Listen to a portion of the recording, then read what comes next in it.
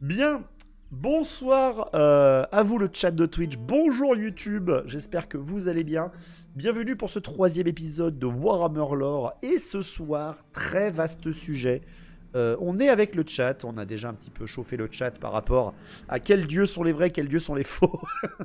Ce soir, je vais essayer un petit peu, ce sera très certainement sur 2 épisodes, de vous parler des divinités du monde de Warhammer. Leur influence, leur lien avec la population, comment elles sont perçues par la population, quelle est leur histoire, qu'est-ce qu'elles ont fondé. Et justement, on va essayer sur ces quelques vidéos et ces quelques soirées. Donc n'hésitez toujours pas à nous rejoindre les jeudis soirs sur Twitch pour discuter en direct avec nous. On va essayer un petit peu de... Je vais essayer en tout cas de vous faire comprendre ou de vous laisser le doute, parce qu'au final je n'ai pas réponse à tout, que est-ce qu'il y a plusieurs dieux, donc des dieux de plusieurs cultures, les hommes lézards, les humains, enfin les impériaux, les bretoniens, les néécariens, les elfes, quels qu'ils soient, les kislévites, etc., etc. Est-ce qu'il y a, au final, plusieurs dieux, ou est-ce que c'est tous les mêmes? Et quand je dis plusieurs dieux, je ne parle pas que des dieux des gentils, parce que oui, il y a des dieux gentils. Je parle aussi des dieux du chaos.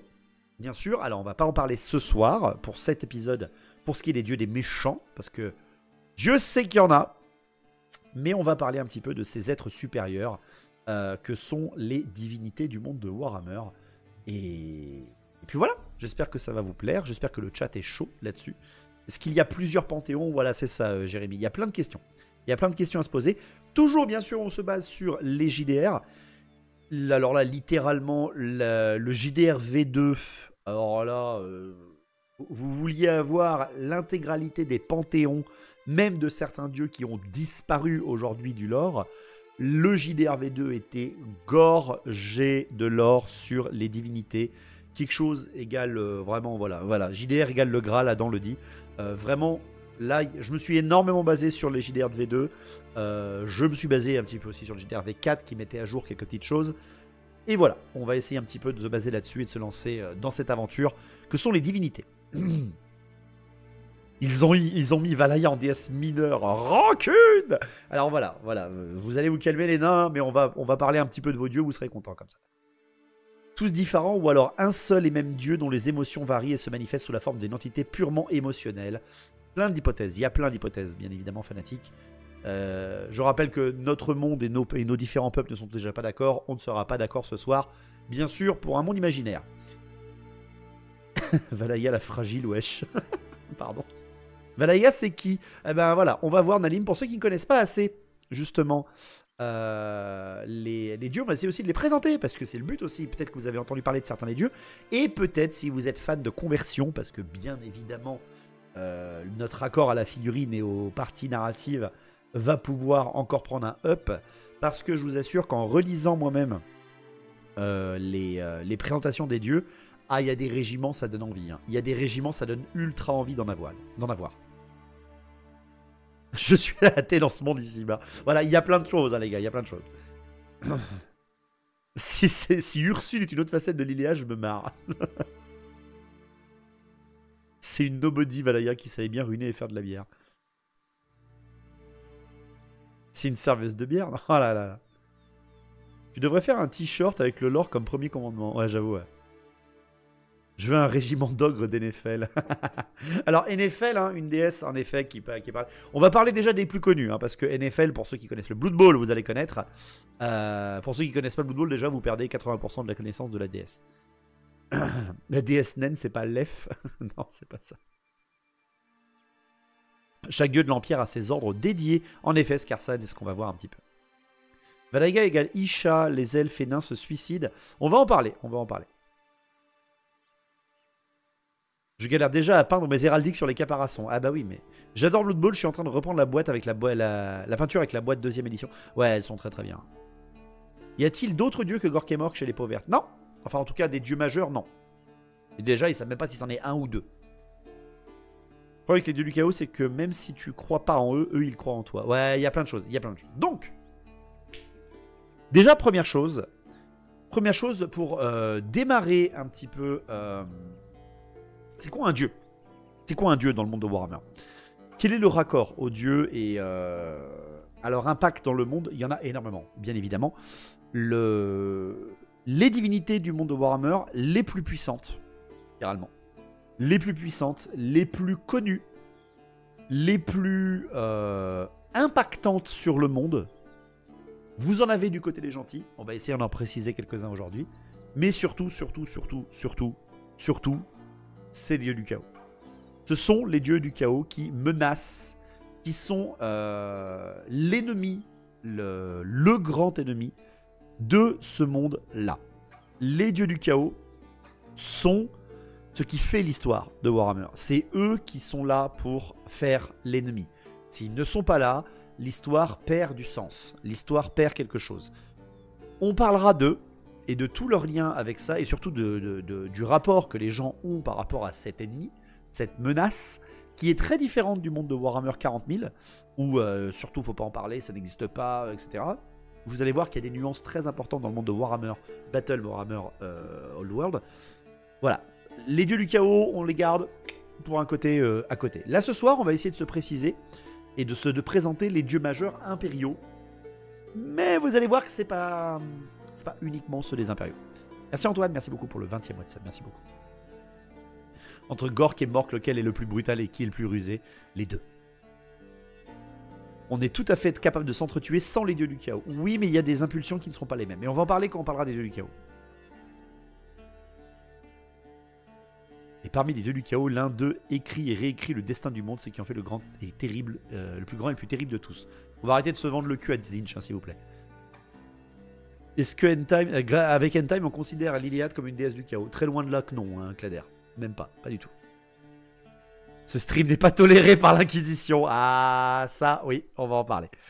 Donc, les dieux du monde de Warhammer, on va commencer par le plus célèbre d'entre tous, bien sûr, celui qui a littéralement son nom dans le jeu qui est arrivé après. Si tu ouvres un livre de Warhammer et que tu t'intéresses un tout petit peu au lore, il est sûr et certain que tu vas avoir ce mot qui va apparaître, Sigmar, bien sûr. Sigmar Eldenhammer, Sigmar l'humain devenu Dieu, c'est certainement l'emblème carrément du monde de Warhammer. Et on va essayer un petit peu de vous le présenter. Alors, déjà on pourrait faire une soirée intégrale sur lui. Hein. Qui il est, quelle est son histoire, qu'est-ce qui s'est passé par rapport à ce personnage. Qu'est-ce que c'est Sigmar dans le monde de Warhammer? Quand t'es toi, un habitant de l'Empire, quand t'es un nain qui passe dans l'Empire, quand t'es un elfe qui passe dans l'Empire, qu'est-ce que c'est Sigmar? Qu'est-ce que c'est pour les peuples qui y vivent? Sigmar, quelle que soit ta nation, quel que soit ton peuple, tu sais que c'est un homme. Ça a été un homme qui a fondé l'Empire. Salut Liliat, merci beaucoup pour ton 33e mois, merci beaucoup. Il est lui-même le fondateur de l'Empire. Il est l'homme qui a allié les nains avec l'Empire parce que il a sauvé un haut roi nain d'une prison orque, en tout cas d'un campement orque où il était fait prisonnier. Et cet homme, devenu fondateur de l'Empire, avec son emblème absolu qui est Galmaraz, le marteau doré offert aux nains pour les humains, aux humains par les nains. Sigmar, après avoir fondé l'Empire et avoir régné presque un demi-siècle, disparaîtra, partira en exil pour une raison inconnue et finalement deviendra un dieu. Il deviendra donc ce que Nagash n'a jamais pu faire, il deviendra ce que aucun homme techniquement n'a jamais pu faire, il deviendra un dieu en lui-même. Où est-ce que se passe son culte ? Où est le siège de son culte? Où est la base? D'où vient le culte de Sigmar? Sa puissance, son aura politique, son aura militaire, son aura de connaissance et de science, enfin pas vraiment de science mais de foi, eh bien c'est Altdorf. C'est de la capitale impériale que vient le culte de Sigmar. Attention, n'oubliez pas que capitale impériale Ça change souvent. Hein. Les capitales impériales, elles ont pu être à Mindenheim, elles ont pu être à Nuln, elles ont pu être à Talabheim. Elles ont été également à Marienbourg ou à Altdorf. Mais la cité, l'une des cités les plus populeuses et les plus renommées de l'Empire, est bien le siège du culte de Sigmar. Il est parti faire bronzette et un assassin Skaven l'a chopé sur le trône. Ouais, c'est ça. Warhammer désigné Galmaraz, non, l'emblème même du jeu. C'est exactement ça, Chalon. Le Warhammer, c'est le marteau de Sigmar. D'où le fait que si tu ouvres un livre de Warhammer, tu tomberas en premier sur Sigmar, très certainement. Le dieu, c'est le marteau ou l'humain? Telle est la question. Alors, la fin des temps et End Times a voulu nous faire comprendre qu'au final, Sigmar est accroché à son marteau. En gros, si le marteau survit, voilà, c'est le marteau qui dirige son énergie. Alors que si on regarde bien le lore, c'est un artefact offert par les nains. Qu'est-ce que vient foutre un dieu humain là-dedans? Mais justement, c'est un peu bizarre. Et justement, donc le siège du culte qui se trouve à Altdorf, eh ben, c'est pas n'importe quel culte. C'est pas n'importe quel culte parce que c'est peut-être le culte le plus puissant. Je parle pas en puissance éthérique, je parle pas en puissance militaire. Je parle quand toi tu es un impérial. Quand toi tu es un bretonien, tu entends que le culte de Sigmar s'intéresse à ton affaire, tu as un des poids politiques les plus importants du monde qui se tourne vers toi. Le culte de Sigmar est dirigé depuis sa disparition par un grand théogoniste. En ce moment donc, c'est Volkmar le Sévère, à l'époque de Karl Franz bien sûr. Et il divise son pouvoir sous 2 archilecteurs. Donc ceux que vous pouvez jouer, les archidiacres, si vous pouvez les jouer, sur la table, ceux-ci. Le grand théogoniste, vous pouvez les jouer seulement sur Warhammer Battle. Chacun des archilecteurs est dans une des cités, entre guillemets, grandes alliées de Altdorf, c'est-à-dire Nuln et Talabheim, un pour chacune de ces villes, à l'époque de Karl Franz. L'emblème de Sigmar, vous en avez plusieurs, évidemment. Bien sûr, en premier lieu, vous avez Galmaraz, donc le marteau de l'empereur, symbole du pouvoir impérial et unificateur de l'Empire. Vous avez aussi, bien sûr, la fameuse comète à 2 queues, on va en parler par rapport à son lore, le griffon et la couronne dorée, bien sûr, qui représente le pouvoir de Sigmar.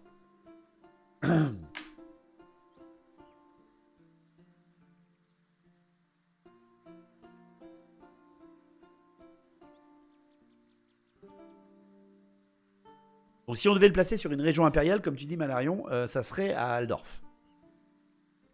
On aime bien les crânes et les froufrous aussi. Comme ça, c'est l'Empire. À l'époque de The Old World, qui est-ce le grand théogoniste? Bonne question. Je crois que c'est toujours celui qui a refusé Marienbourg, je crois. Je suis même pas sûr. On connaît le nom du Har-Ulrich à cette époque, mais pas trop le grand théogoniste. Je sais plus. Faudra que je regarde. Donc Sigmar, pourquoi il est aussi célèbre? Pourquoi il a un impact aussi grand par rapport au fait de n'être qu'un humain? Son histoire est une épopée, hein, bien évidemment. Il est bien évidemment très caractérisé et ressemblant à l'empereur de 40K. Beaucoup moins puissant par contre que celui de l'empereur de 40K. Mais c'est surtout que dans son histoire de vivant, Sigmar Eldenhammer, donc Edberhogen à l'époque, Sigmar a été un énorme ennemi des peaux vertes. Il a ravagé des clans peaux vertes entiers. C'est à l'époque où les impériaux ressemblent plus aux Ulrichiens que ce qu'ils sont aujourd'hui. Hein. C'est avant leur alliance avec les nains. Ce sont des peuples barbares humains qui s'allient les uns après les autres. Sigmar est un fondateur, encore une fois. C'est un peu Conan. Ouais, voilà, c'est un peu des Conan. Il a affronté Sigmar de son vivant. Il a affronté un élu des dieux du chaos, donc un Archaon, si vous voulez, et il lui a défoncé la gueule. Et il a également affronté ni plus ni moins que Nagash lui-même. Donc, c'est vraiment l'anathème des méchants. Voilà, si vous voulez, c'est un peu ça, Sigmar. Voilà, il a affronté Nagash, il a affronté des champions du chaos, il a affronté des Wag peaux vertes. Bref, Sigmar a l'image de l'espoir. En tout cas, il représente vraiment l'espoir dans le monde de Warhammer. Un BG qui a besoin d'une 4+. Ouais, voilà, c'est à peu près ça. En civilisation, à ce moment-là, on n'est plus sur du Norse que de l'elfe nain, hein, c'est ça. Un mix de Gotrek et Félix. C'est à peu près ça, n'empêche. C'est à peu près ça. Ça serait à peu près ça.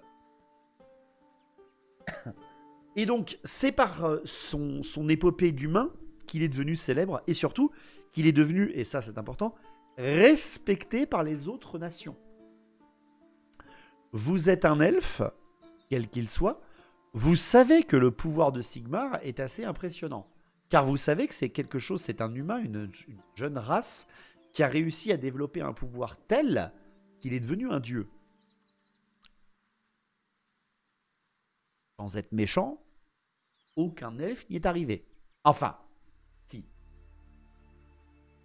2 elfes y sont arrivés. Là, bien sûr, je vais faire grincer un peu des dents certains d'entre vous, hein, joueurs elfes, surtout des joueurs aux elfes et des joueurs elfes noirs, hein, bien sûr. Mais les elfes ont aussi des elfes devenus des dieux. J'espère que tu comptes à Aenarion. Aenarion n'est jamais devenu un dieu, il est mort. Ou Calédor, non plus, il est bloqué dans le temps. On a Isha qui est en Ariel.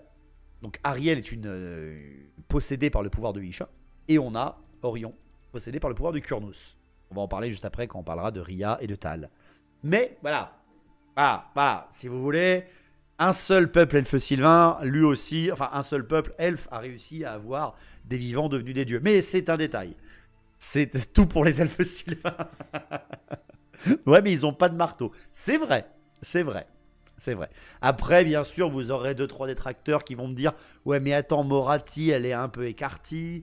Tyrion, il est un peu quand même azurian. » Non, ça marche pas. Ça marche pas pour moi, ça marche pas. Désolé. Des Kurnus avec des marteaux. Au secours. Vol a un marteau. Vol a un marteau, c'est vrai. Et en plus, Endtime nous a dit que Dace est devenu Vol. Donc, en plus, on a aussi Vol chez les elfes sylvains. Voilà, allez, hein. Le gars, il est un peu pro elfe sylvain. C'est pas vrai. Donc, c'est un détail. Malekith, c'est le dieu du seum. Oui, parce qu'il perd tout, même son nom, tu vois, c'est terrible. Pour devenir un dieu, faut manger que de la salade. Bah, regarde Sigmar, il a pas fait ça, lui. Bon, voilà, je m'égare, excusez-moi, mais voilà, il fallait bien que je lance cette danse. Donc, mis à part le fait que Sigmar a atteint cette épopée, il y a aussi quelque chose de très caractéristique par rapport à Sigmar, parce que, encore une fois, vous êtes impérial, vous connaissez absolument Sigmar, c'est le dieu tutélaire de l'Empire, hein. Vous êtes également un nain, vous connaissez Sigmar. Et c'est justement grâce à Sigmar, qui est pourtant disparu, devenu dieu depuis presque 2500 ans, c'est grâce à lui que les nains considèrent les humains comme des gens peut-être valables.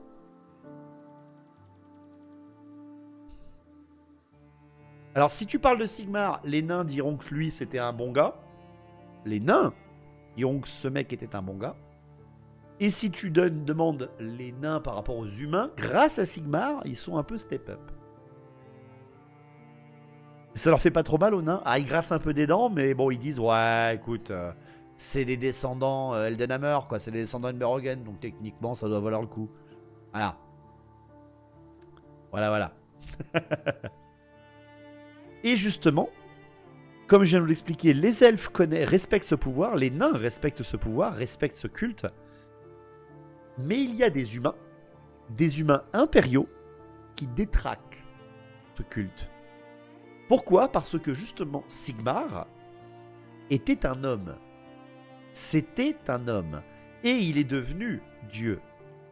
Mais ça veut dire que quand il était homme, il avait des dieux. Et surtout, il avait un dieu qu'on présentera juste après. Et justement, dans l'Empire même, vous avez, comme je l'ai dit, le culte de Sigmar qui est extrêmement puissant, très fort politiquement, parce qu'il participe en tant que politique à l'élection de l'empereur, le culte de Sigmar.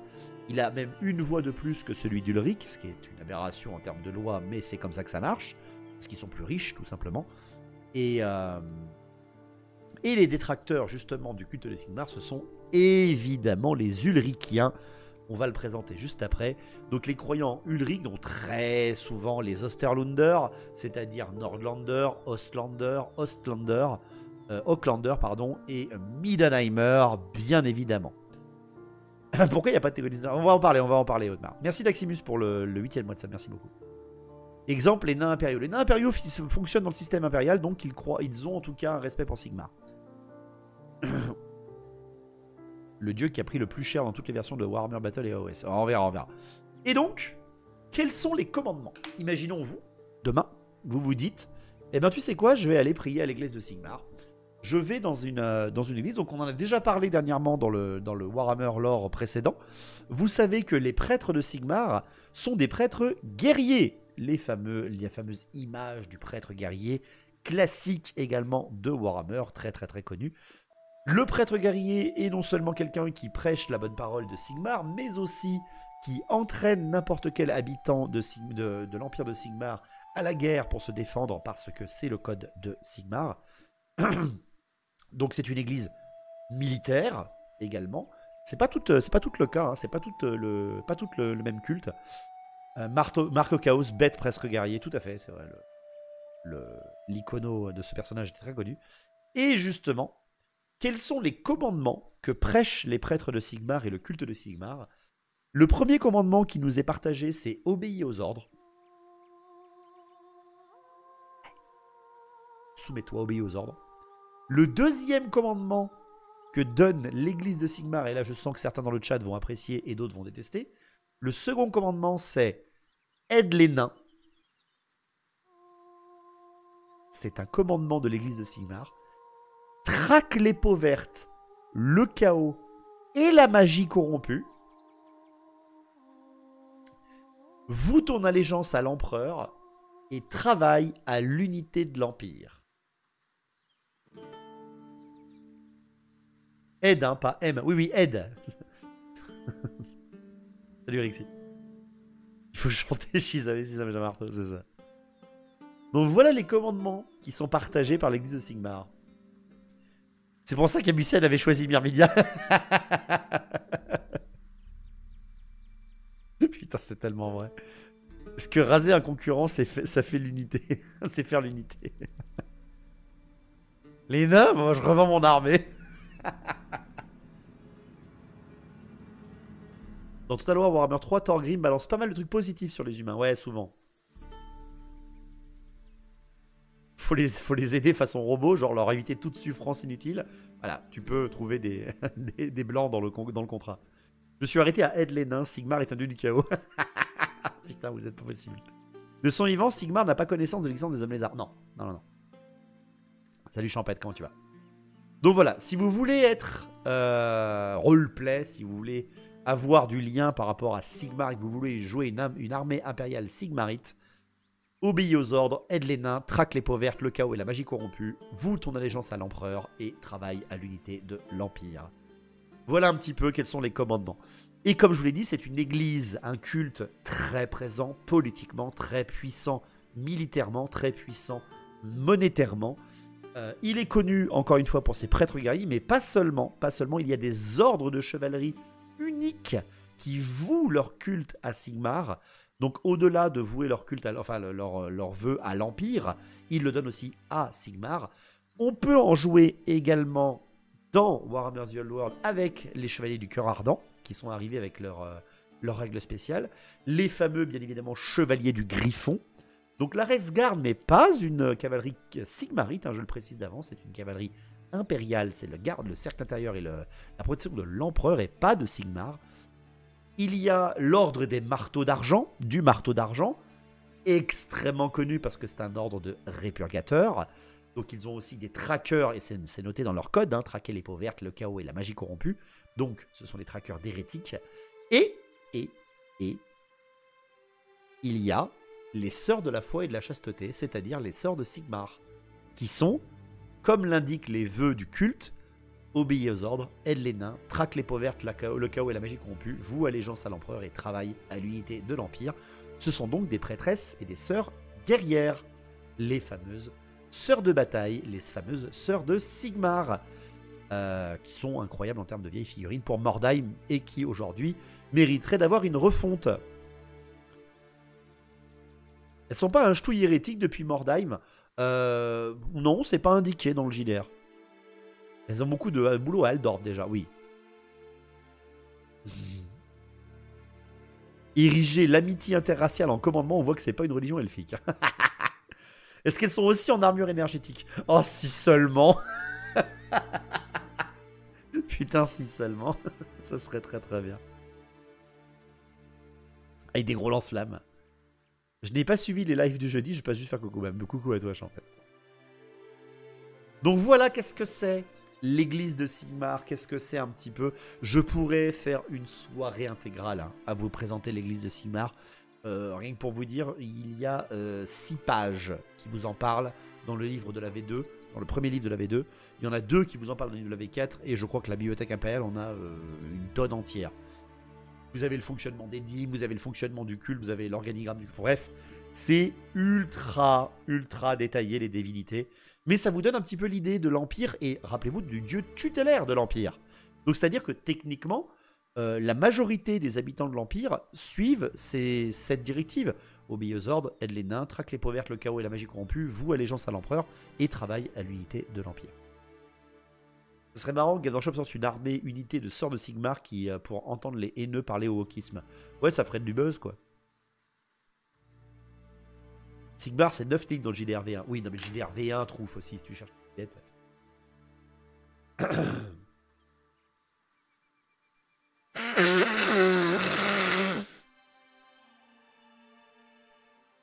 Gadanshop, tu veux racheter des femmes et dans tes figurines et tes règles? Bon, après, c'est simple, hein, tu la joues en tant que... prêtre guerrière, hein. Tu peux te faire un personnage, sœur de la foi. Sœur de Sigmar. Tu peux te faire un personnage, tu la joues comme sœur de Sigmar, et puis voilà.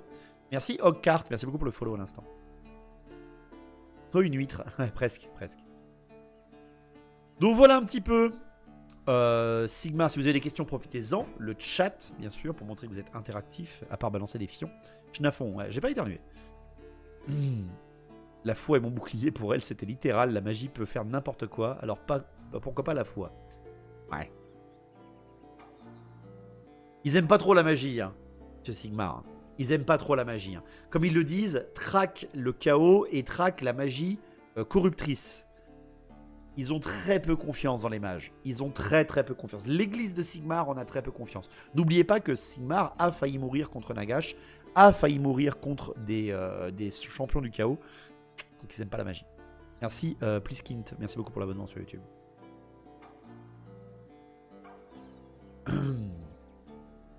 Le souvenir de l'église de Sigmar les considère tels, mais plus par quiproquo, je crois. Ouais, c'est un peu... Après, ça se redconne, ça. Les sœurs de Sigmar ont toujours existé dans le lore et d'autres œuvres. Ah oui, elles ont toujours existé, par contre. Est-ce que les flagellants sont des Sigmarites? C'est encore différent.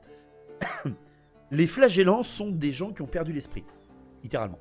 Ils ont perdu l'esprit et ils veulent que leur dernier acte soit combattre, soit sacrifier leur corps pour éviter que leur corps soit damné, en fait.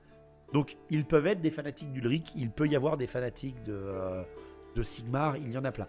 Mais, vu que Sigmar est le dieu tutélaire, il souvent prône le nom de Sigmar. Ils peuvent ne faire que des femmes dans toutes les armées, je suis chaud, sauf les Nécrons. Pourtant, ton personnage principal des Nécrons est une pharaon, si je me trompe. Ce sont des braves citoyens, faites comme eux. Au secours.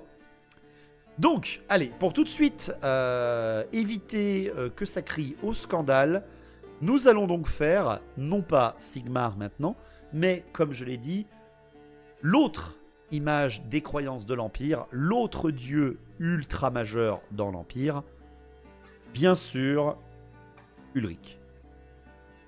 Évidemment. On sait ce que Sigmar cherchait après avoir abdiqué. Non, on ne sait pas, David. On ne sait pas, il a disparu. Il a dit je me barre.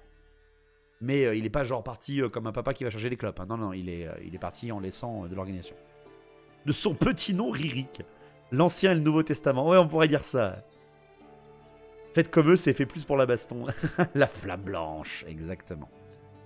Donc, Ulric qui est le dieu des batailles, le dieu des loups est le dieu de l'hiver. Son siège, le siège de son culte n'est pas bien évidemment à Altdorf, vous vous en doutez. Il est le dieu du seum. Il est le dieu de Middenheim. Voilà, il est le dieu de la cité du loup. On raconte même qu'il a emmené son peuple sur l'Ulrichsberg et qu'il aurait même lui-même créé la montagne sur laquelle se dresse désormais la cité du loup blanc. Et son grand prêtre, celui qui est donc l'égal du théogoniste du grand théogoniste de Sigmar, son grand prêtre s'appelle un Ar-Ulrich, A-R-Ulrich, qui est l'égal du haut prêtre de Ulrich. Ce dieu a comme symbole, vous vous en doutez, le loup blanc, incroyable, et il représente un petit peu la... Contrairement, tu vois, à Sigmar qui représente l'espoir, Ulrich, il représente la valeur individuelle. J'ai pas trouvé d'autres mots pour le représenter. Ulrich, c'est les actions individuelles, c'est l'héroïsme, c'est la valeur individuelle qu'il représente. Qu'il le représente et qu'il représente.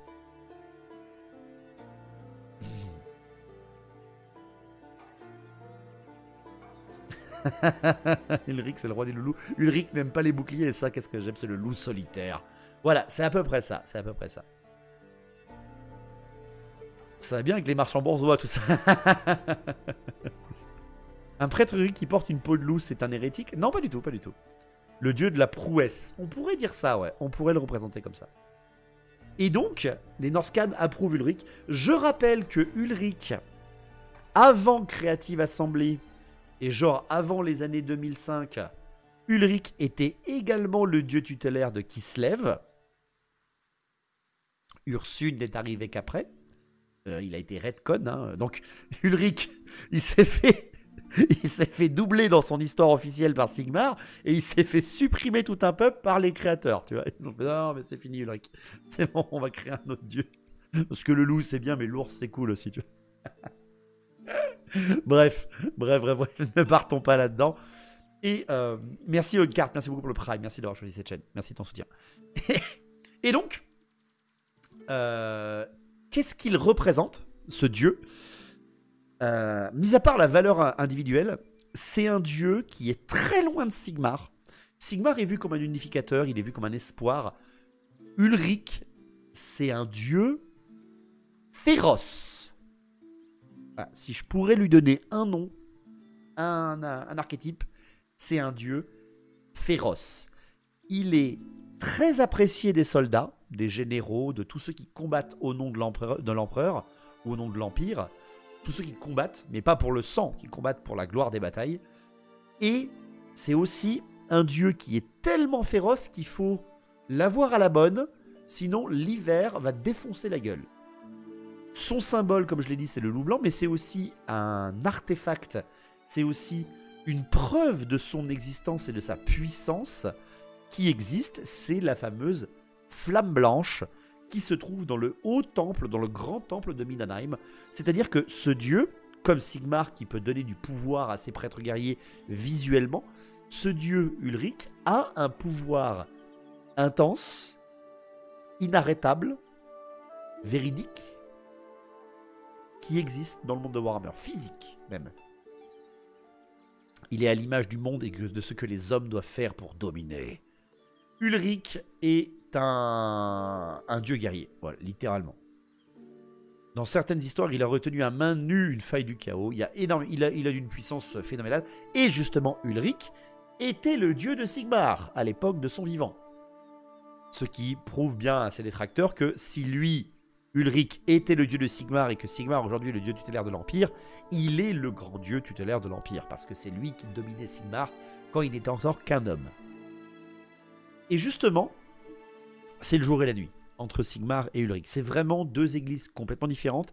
C'est deux facettes de l'Empire complètement différentes. Et c'est surtout une facette qu'on minimise très souvent. Quand quelqu'un joue à Warhammer et qu'il dit « Bon, ben, je vais jouer Middenheimer, je vais jouer Ulrichien », il minimise très souvent ses actes par rapport à son lore.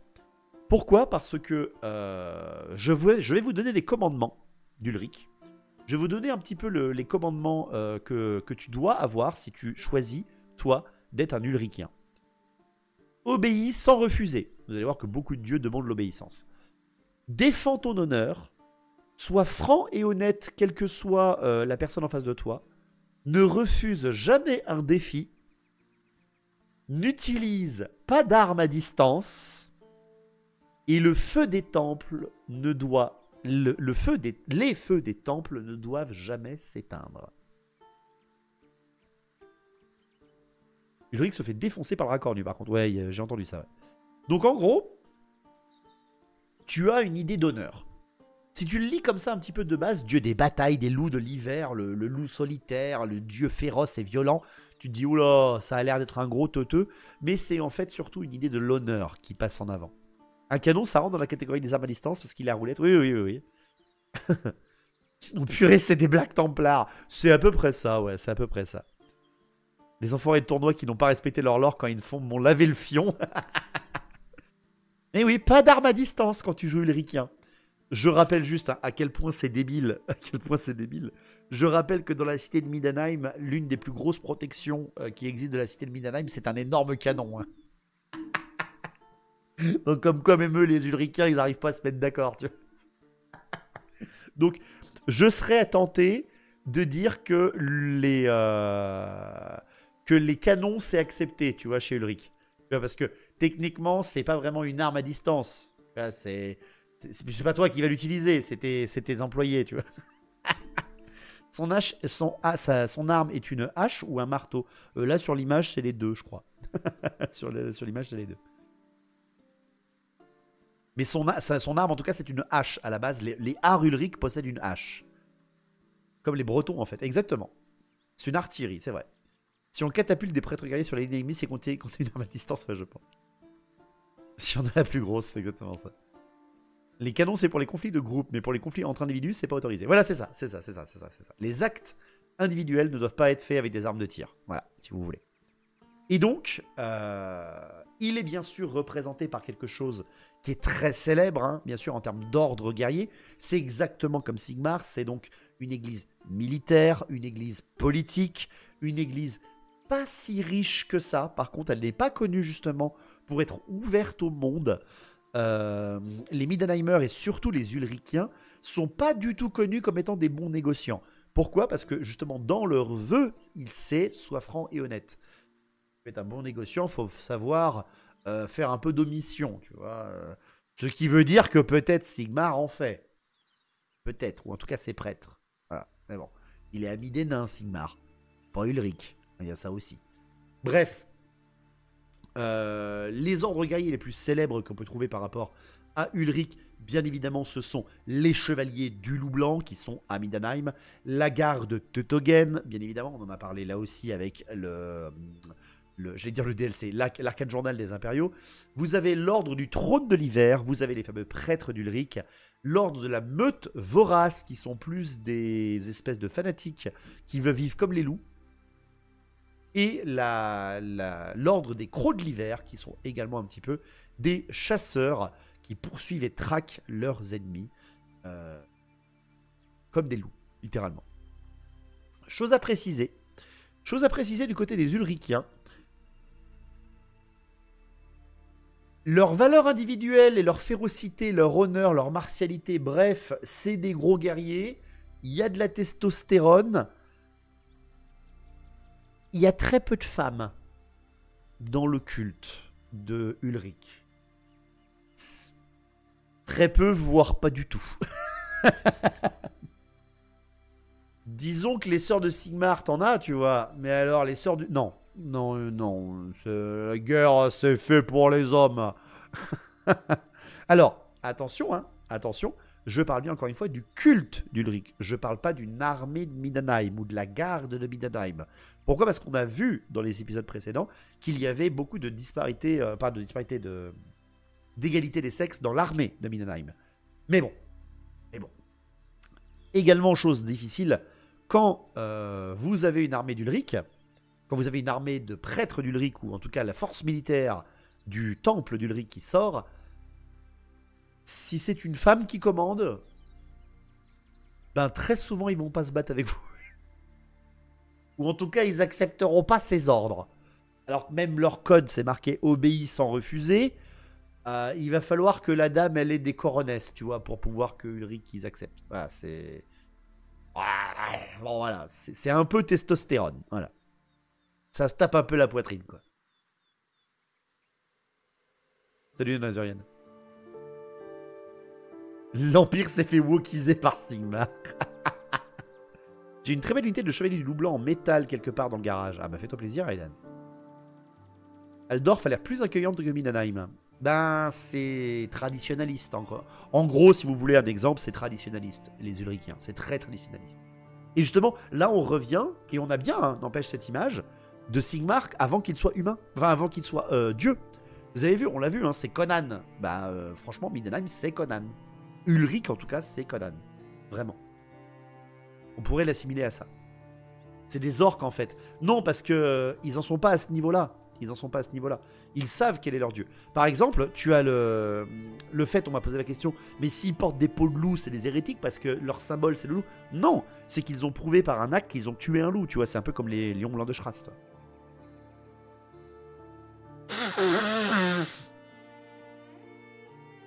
Les couvents de sœurs de Sigmar sont pleins de rescapés de Midenheim, curieusement. Ouais, il y en a beaucoup. Le Reikland, ça penche de quel côté? Littéralement Sigmar. Si Sigmar c'est Conan, Ulrich c'est Chrome. Voilà, c'est ça. Voilà, littéralement c'est ça. Très bien résumé. Mais voilà, vous avez donc, et c'est pour ça justement que c'est très bien représenté dans le jeu, je trouve aussi, c'est que, ben putain, les prêtres de Ulrich, on le ressent, que c'est pas les mêmes prêtres de Sigmar. Dans Warhammer Old World, ils l'ont très bien lancé. Dans Warhammer Tempête du Chaos V6 de Warhammer Battle, t'avais vraiment le culte d'Ulrich avec Boris Stonebringer. T'avais vraiment le côté on va au combat, la valeur, l'honneur, les duels, etc. Boris Stonebringer était un putain de duelliste hein, dans le jeu, donc c'est pour ça que c'est intéressant. Par Chrome, exactement. Et donc, c'est là où je vais faire un premier parallèle. Sigmar, c'est un cas à part entière. Sigmar, c'est vraiment un cas à part entière parce que c'est un humain qui est devenu dieu. D'accord? Mais Ulrich, c'est un dieu ancestral. Il existait avant même que la civilisation impériale n'existe. Ulrich est un dieu qui a suffisamment de pouvoir, même encore aujourd'hui, pour avoir un fanal de puissance physique dans le monde. Ulrich est un dieu guerrier, comme on l'a compris, un dieu représentant quand même le courage, hein, parce que défends ton honneur, sois toujours honnête, obéis sans refuser et refuse jamais un défi, pour moi c'est quand même du courage. Ulrich est un dieu très ancien. Et si on regarde un peu les autres peuples,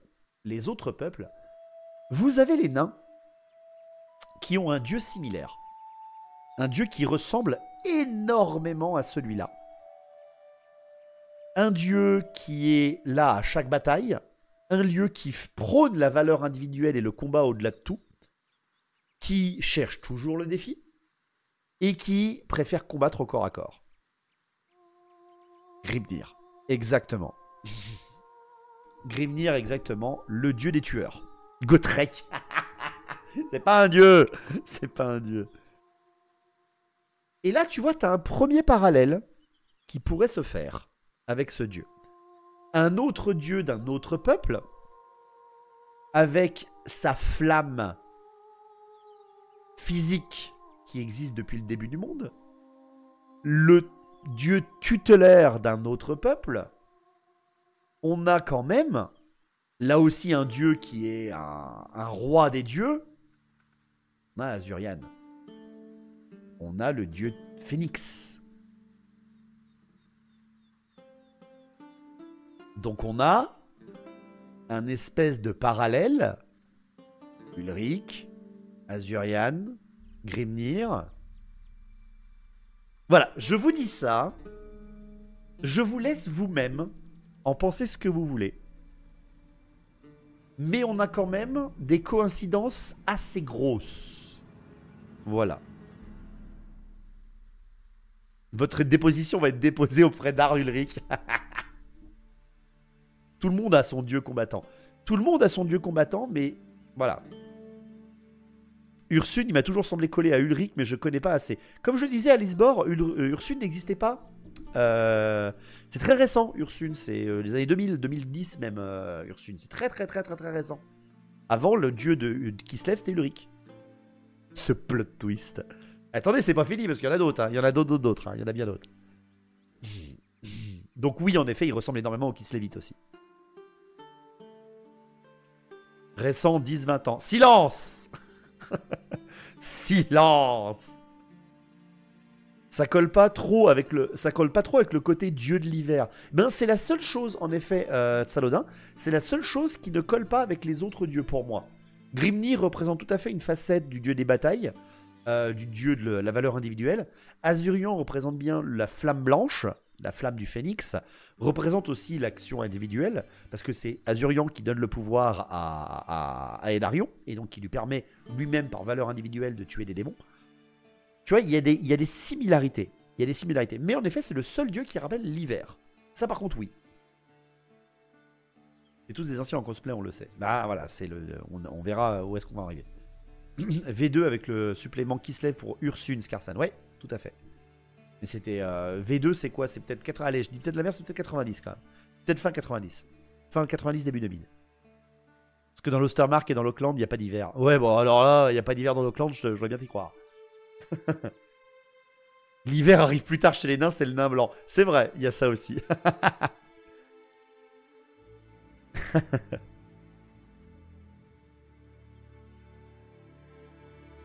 Après, le partage des dieux, c'est assez courant dans les religions polythéistes IRL. Ah oui, oui, Clader. Mais encore une fois, on n'a rien inventé. Hein. Gavin n'a rien inventé. Il s'inspire de choses de notre monde, bien évidemment. Je vais ensuite passer, non pas à un dieu, mais à un duo. En tout cas, quand vous êtes dans l'Empire. On vient de présenter le dieu tutélaire. On vient de présenter le dieu du dieu tutélaire. Présentons maintenant un duo. Un duo. On va présenter Tal et Ria. Tal, Ria, un couple, représentés quasiment toujours ensemble, en tout cas dans l'Empire, et qui ont un lien tout à fait particulier. Tout à fait particulier.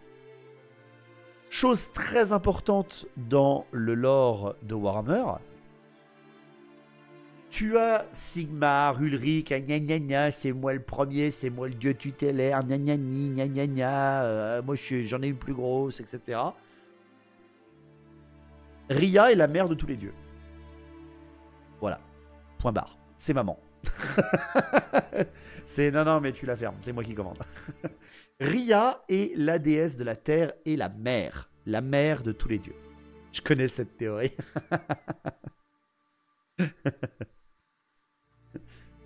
En gros, vous avez ici la représentation du côté de la nature.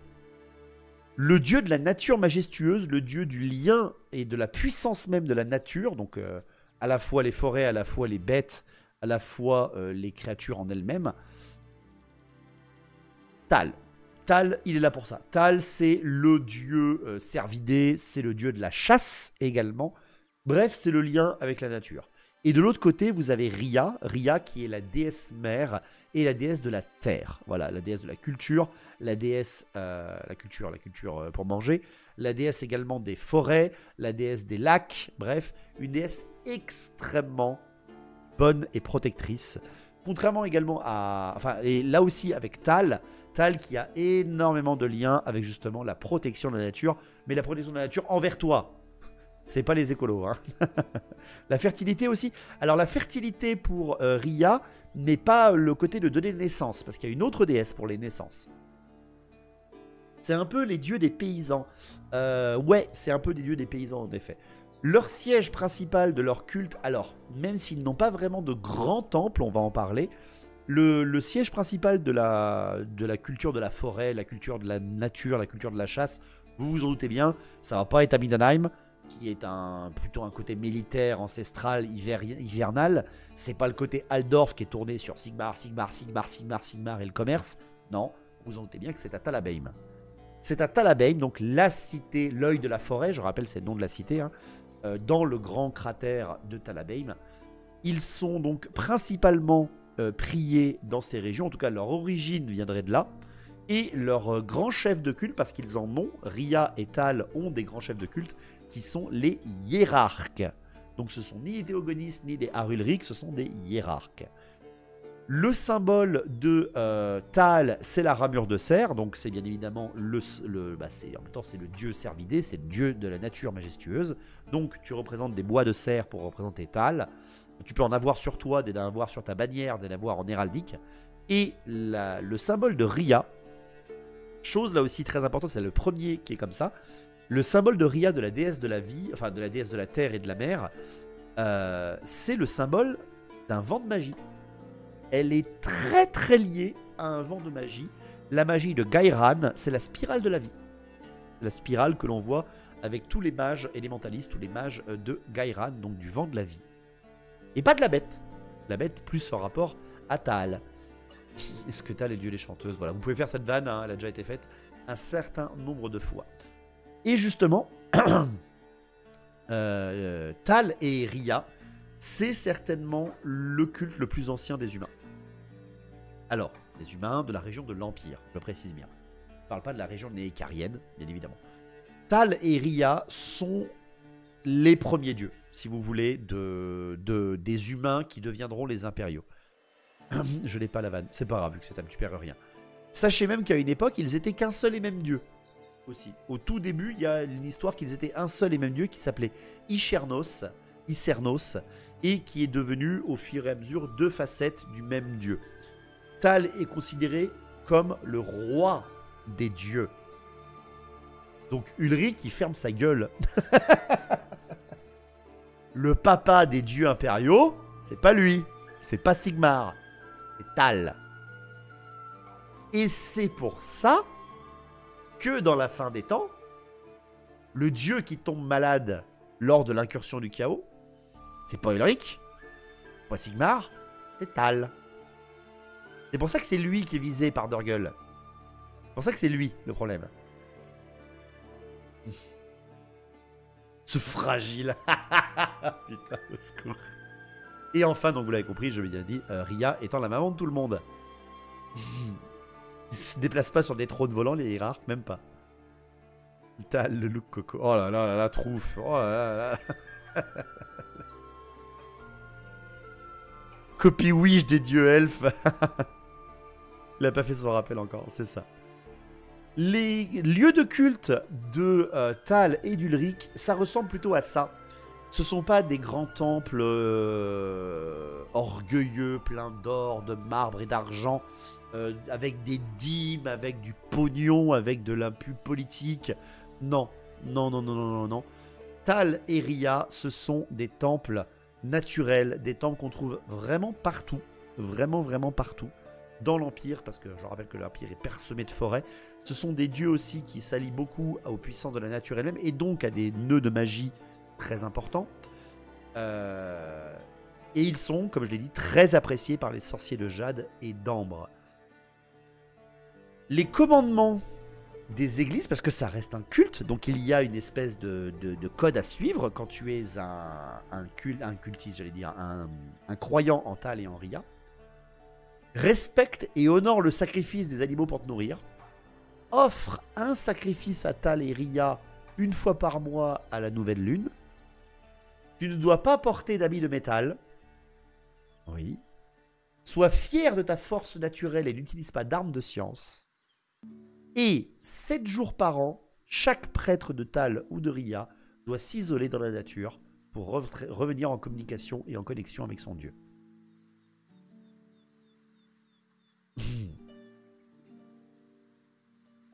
Chevalier de Tal, c'est chaud du coup, hein. C'est les dieux des Bretons, ça. C'est à peu près ça.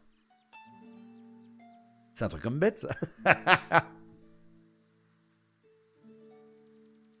C'est des hippies, quoi. Voilà, voilà. Donc des chevaliers de Tal, Eh ben, amusez-vous les enfants à faire des conversions. Car ils n'ont pas le droit aux habits de métal. Et ils n'ont pas le droit d'utiliser d'armes de science. Voilà. Les dieux des ermites et des introvertis, le rêve. Et là, justement, quel est l'ordre le plus connu des cultes de Tal et de Rhea? Eh bien, il y a très peu de chevaliers, comme vous en doutez. Il y a très peu d'ordres guerriers, en fait, au final, en rapport à Tal et à Rhea. Vous avez, par contre, énormément de cultes de chasseurs, bien sûr, qui sont énormément en lien avec Tal et Rhea, plus même avec Tal. Et vous avez les filles de Rhea, qui sont les sages-femmes les plus expérimentées du monde de Warhammer, celles qui sont très souvent des prêtresses ordonnées dans les cours pour donner naissance aux héritiers. Et donc vous vous en doutez bien que je vais revenir là-dessus. J'extrapole là aussi.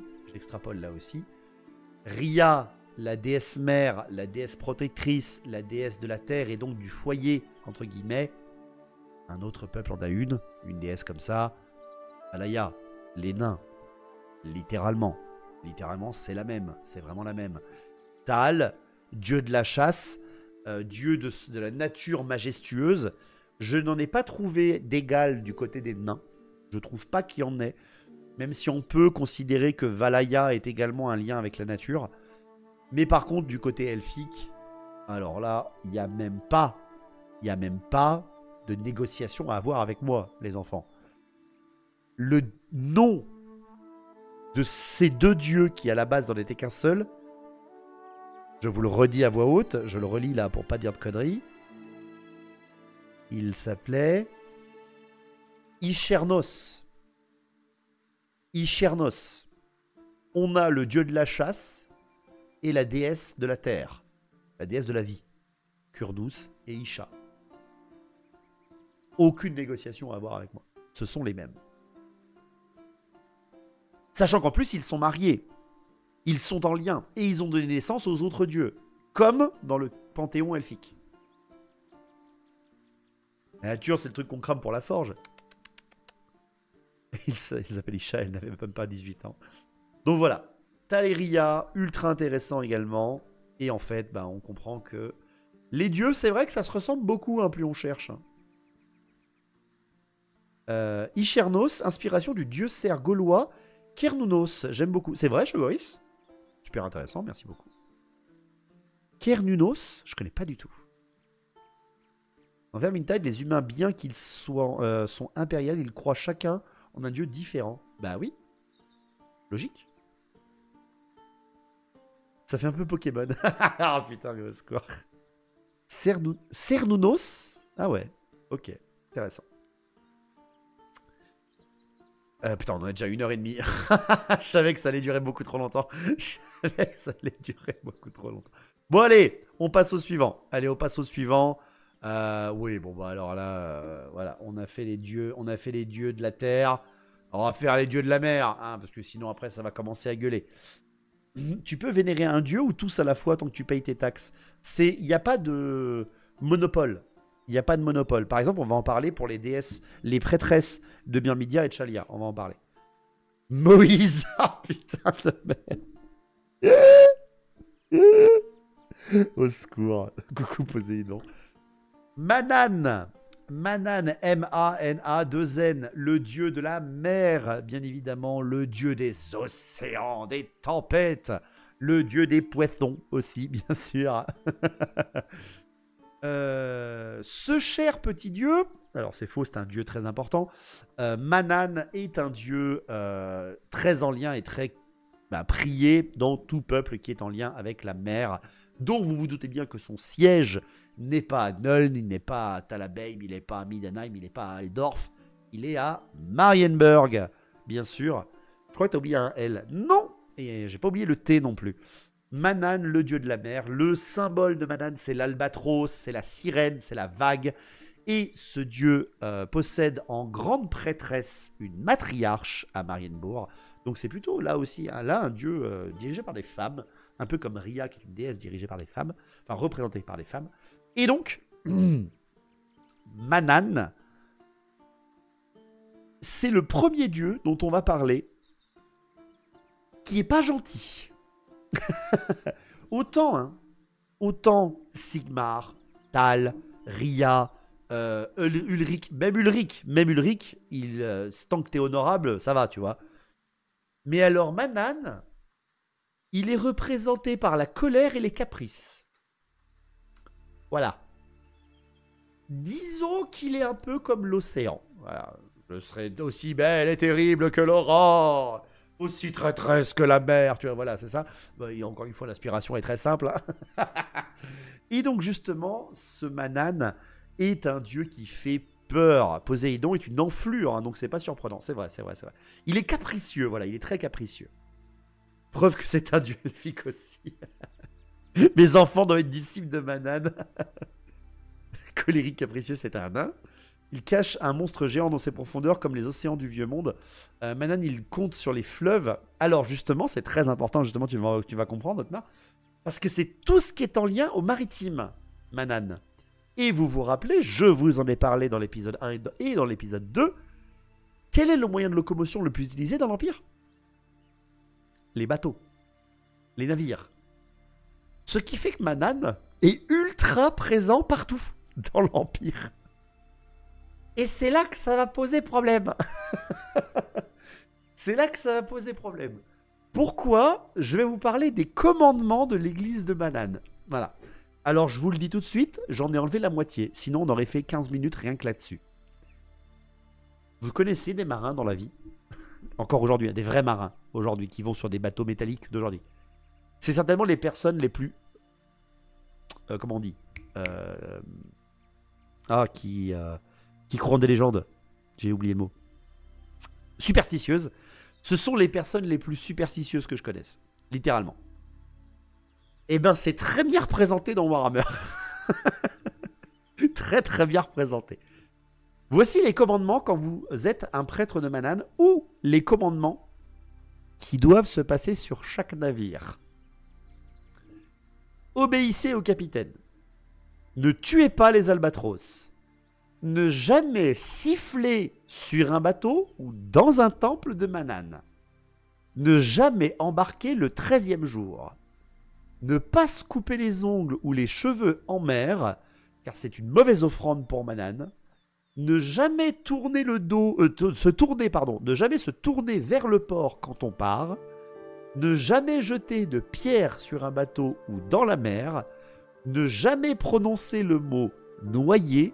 Pour dire noyer, on dit qu'il nage avec Mannan. Si tu passes par-dessus bord, tu dois jeter une pièce d'or pour tenter de t'en sortir, pour acheter Mannan et qu'il ne te noie pas. Et tout ce qui est femme à bord égale malheur.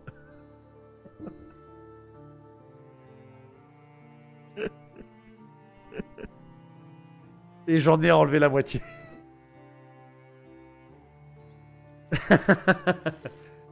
Alors là, tu te dis, ok. Ça doit être un bordel contradictoire pour un dieu qui est une prêtresse. Je précise bien que la sirène est une image de Mannan, un symbole. Non, t'as résumé. Ah non, mais j'ai carrément résumé. Hein, j'ai carrément résumé. Il est pas très beau, Albéric approuve. T'as dit le principal. J'ai dit le principal. Mais en fait, n'oubliez pas qu'il y a beaucoup de précision pour la mer et pas pour les fleuves. Meanwhile, les amirales féminines de Kotick en PLS, c'est ça. En même temps, l'océan est immense, hein, c'est vrai. Il y aura des frictions avec une certaine générale elfique. Tout ce qui est femme à bord égale malheur. C'est très con quand tu sais que Aranessa est ce qui se rapproche le plus de sa championne. C'est vrai, hein, c'est vrai, Sword. C'est vrai, hein, c'est vrai. Mais je ne mens pas, hein. Je ne mens pas, c'est vraiment ce qui est précisé dans les jeux de rôle. Hein. C'est vraiment ce qui représente Mannan. Après, n'oublions pas quand même, Sword, que Aranessa, elle a une histoire malheureuse. C'est une tragédie, l'histoire de Aranessa. Dans la marine machante, c'est un mot interdit, c'est lapin à la place de... ils disent Polop. Ouais, je sais, Guillaume, je sais. On a Graou, hein, qui est un membre de la communauté, un bon ami à moi, un très bon ami à moi. Tu peux pas lui dire lapin. Il fait ah parce qu'il a été marin. Et c'est vraiment, ça lui fait peur. Faut qu'on lui offre une peluche. Bref, voilà. Donc Mannan, en fait, il est très contradictoire, Mannan. C'est un dieu extrêmement contradictoire. Comme la mer, en fait. Comme n'importe quel voyage sur l'océan. Mais attention, c'est une chose très importante aussi à préciser. On le sait, les océans du monde de Warhammer sont terrifiants. On avait fait un stream intégralement sur le bestiaire aquatique du monde de Warhammer. Étant thalassophobe, c'était un très mauvais stream pour moi, mais vous avez tous apprécié ça. Et justement, Manan n'est pas affectueux, il n'est pas bienveillant, il n'est pas clément. Tu dois lui offrir des sacrifices et il t'épargne. Donc c'est plutôt un dieu menaçant. Ou en tout cas que tu respectes, que tu dois respecter pour éviter de te prendre une taloche, tu vois. Par exemple, on dit aussi qu'il y a des châtiments qui existent pour ceux qui critiquent Manan sur un navire. Si tu critiques Manan sur un navire, le capitaine a le droit de te faire le châtiment de la grande cale, qui est en fait on t'attache sur une corde et on t'attache littéralement comme un saucisson sur une corde et on te fait passer sous la quille du navire plusieurs fois, comme ça. Tu peux insulter à terre, par contre ça va. Oui, en effet. Les prêtres de Manan sont appelés des albatros, justement, t'as pas le droit de tuer les albatros, rappelez-vous. Donc les prêtres de l'ordre de l'albatros. Vous avez la garde tempête. Alors là, le rêve de la conversion. Car les gardes tempête sont des guerriers anti-requins. C'est-à-dire que ce sont des militaires entraînés sur les navires pour vous protéger des créatures de la mer. Donc en gros, ce sont des chasseurs de kraken. Si vous voulez. Ça, c'est classe. Ça, c'est très, très classe. Et en plus, derrière, vous avez les chevaliers navigateurs, qui sont en fait à la fois les protecteurs des navires contre les abordages, mais aussi, ce sont les chevaliers navigateurs, c'est-à-dire les chevaliers, ceux qui entraînent et qui protègent les navires marchands sur les fleuves. Et là, tu réfléchis, tu te dis, garde tempête, chevalier navigateur, prêtre albatros.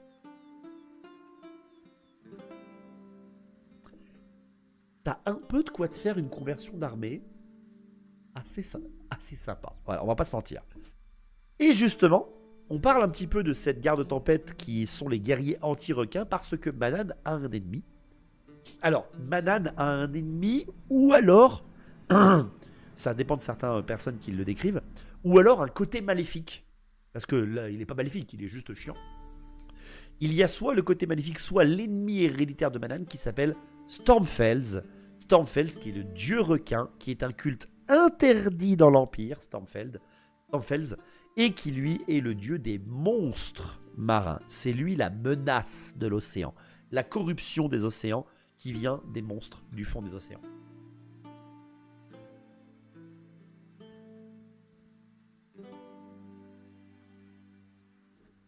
Sur un niveau I de net, Manan il est où? Il a un avatar de lui, c'est un dieu, d'accord, ok. Meilleur pote de Dave. Non. Je me sentirais plus à l'aise dans le monde de Warhammer avec un prêtre de Sigmar avec un marteau plutôt qu'un prêtre de Manan avec un albatros. Oh, tu sais, hein.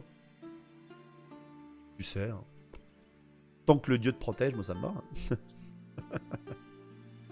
Ils sont bricolables, les chevaliers impériaux? Oui, ils sont très bricolables. Il a 2 avatars dans AOS. D'accord. C'est les tritons, là. Les espèces de trucs qui volent, là, c'est ça? Ah, pardon, qui se projettent de l'eau dans le cul. Non, arrêtez. Protège, oui, voilà, c'est ça. Et donc, justement, Manan, un dieu là aussi où tu peux extrapoler. C'est pas le dieu des tempêtes, donc les tempêtes c'est Manan, j'ai rien compris. Non, Stormfells, c'est le dieu de l'océan chaotique. Les tempêtes de magie sur l'océan, c'est Stormfells. Les monstres marins, c'est Stormfells. Le déchaînement d'un orage dans l'océan, c'est Manan. Dans le monde de Warhammer, y a-t-il des peuples ou bestioles sous l'eau, intelligentes et en groupe? Alors, il y aurait des brides de l'or, genre Malekith qui trouve une cité anciennement aquatique, une cité de personnes qui vivaient sous l'eau et qui trouvent des artefacts dessus lorsqu'il était encore elfe et non pas elfe noir. Tu as quelques petits clins d'œil au lore d'Atlantéens, mais Atlantide se représenterait plus par les hauts elfes. C'est presque le pendant dieu du chaos de Manan alors. Oui, c'est ça, c'est le terme, c'est ça, c'est sa version maléfique. Bref, Manan, un dieu humain, mais pas seulement, parce que vous avez très bien compris que lui aussi s'extrapole énormément sur un autre dieu qui s'appelle Matlan, et non pas Manan, mais Matlan, qui est également le dieu de la mer, des marins, des hauts elfes, enfin même de tous les elfes, quels qu'ils soient. Alors les gars, la mer, c'est moi. Donc vous me faites des offrandes. Par contre, si vous arrivez à malheur à cause d'une tempête et d'un monstre des eaux, c'est pas moi. Il est très malin, je vois. Chez nous, les nains, on l'appelle banane. L'origine des Inuits d'AOS, c'est les derniers elfes mangés par Slanesh qui s'étaient réfugiés sous les océans. Ça me passe au-dessus de la tête. Ok, on continue parce qu'il faut avancer. Il y en a trop, mais qu'est-ce que c'est trop bien. Une déesse peu connue. Une déesse peu connue, sauf si vous vous intéressez un peu au lore. Une déesse extrêmement importante dans l'Empire, très importante. Verena. Verena, la déesse de la justice et de l'étude. Alors, Verena, c'est une serre d'aigle. Voilà, il y a rien d'autre à dire. Tu veux la représenter, c'est une serre d'aigle. Voilà, si tu veux parler au non-Warhammer. Voilà. Je l'aime beaucoup. Verena la vénère, c'est ça, voilà. Alors Verena, elle n'a pas vraiment de siège, elle n'a pas vraiment d'origin story, un peuple qui l'a pris plus que les autres. C'est-à-dire qu'elle, elle est pas tutélaire, mais elle est présente dans toutes les villes impériales. Alors elle est quand même plus présente à Nuln, parce que rappelez-vous que c'est aussi la déesse de l'étude, de la science, de l'évolution technologique. Donc Nuln avec l'école des ingénieurs, tu m'étonnes qu'elle est présente à Nuln, même si elle n'est pas tutélaire. J'adore son ordre de chevalier à Verena. Il y en a plein. Et justement, son symbole, c'est la chouette, la balance ou l'épée pointée vers le bas. Et elle n'a même pas besoin de chef de culte. Donc elle n'a pas de grand temple et elle n'a pas de chef de culte. C'est-à-dire que c'est un culte très répandu. Très répandu. Et qui arrive à s'organiser d'une manière tout à fait cordiale. Du point de vue du lore des dieux, c'est l'épouse de Mor qu'on va présenter juste après. Et donc, ce couple qui a l'air très étranger, parce que Mor, dieu des morts, et Verena, dieu de l'étude et de la justice, tu te dis, mais quel est le lien entre les deux? Et bien en fait, c'est le jugement. C'est le jugement, littéralement. Mor, il juge les morts, elle juge les vivants. Et surtout, très important là aussi, si vous vous intéressez aux dieux, c'est la mère, Verena, c'est la mère de Shalia et de Myrmidia. Donc disons que c'est voilà. Si Ria c'est sa maman à elle, c'est une sacrée maman aussi. Jugement ou justice? C'est justice elle, mais elle sert dans les jugements. Pas de chef de culte, bah non mes fidèles sont pas débiles, c'est ça. C'est un sacré dîner de famille. Ah ouais bah j'avoue, hein, j'avoue. Tu as quand même des prêtres, des grands prêtres dans son ordre qui justement sont très souvent organisés par rapport au jugement et à la justice, c'est-à-dire aux tribunaux par exemple. C'est très souvent des prêtres de Verena qui sont aussi de très bons archivistes, très bons archivistes, parce que rappelez-vous qu'ils prônent l'étude et le savoir. Et justement aussi ses commandements. Quels sont les commandements d'une prêtresse de Verena? Quels sont justement un petit peu, tu rencontres un peuple, tu veux te faire une armée de Verena, parce que c'est possible, même si vous allez voir, c'est un peu compliqué, c'est possible. Préserve la connaissance. L'ordre principal de Verena préserve la connaissance. Tout savoir dans le monde sont égaux. Il faut tous les écouter. Préserve ton jugement des peurs et des faveurs. Donc techniquement, ils sont incorruptibles. Et c'est le premier culte qui te parle d'incorruptible. Je rappelle qu'Archaon était prêtre de Sigmar. Sois un arbitre toujours. Ne jamais être l'outil de l'injustice ou de l'hérésie. Et le combat doit toujours être le dernier recours. Donc en faire un ordre sur la table, compliqué, mais faisable. Parce que c'est dernier recours. Un prêtre de Verena ne peut pas refuser d'arbitrer une dispute ou d'agir comme médiateur si on lui demande. Exactement. Il doit toujours arbitrer. Et vu que tous les savoirs sont égaux, tu dois être impartial. C'est nul. La neutralité à son paroxysme. Ils ne sont pas obligés de dire tout le temps la vérité. Tu ne dois jamais être outil de l'injustice ou de l'hérésie. Ça sous-entend que tu dois dire la vérité.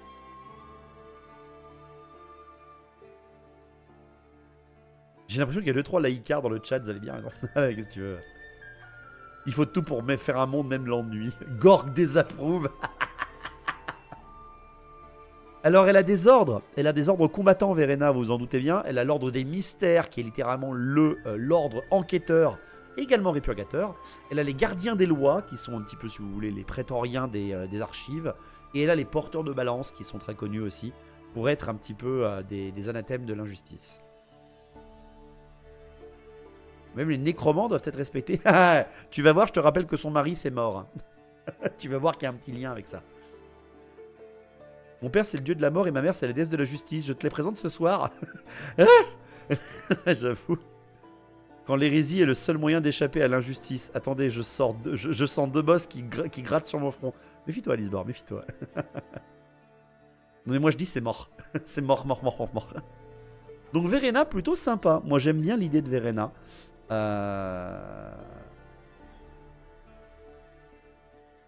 Encore une fois, on a un dieu qui n'est pas assez connu, je trouve, et qui pourrait nous permettre d'avoir des trucs assez sympas quand même. Même si ce ne sont pas des grands combattants, ils ont le combat qui est possible, certes en dernier recours.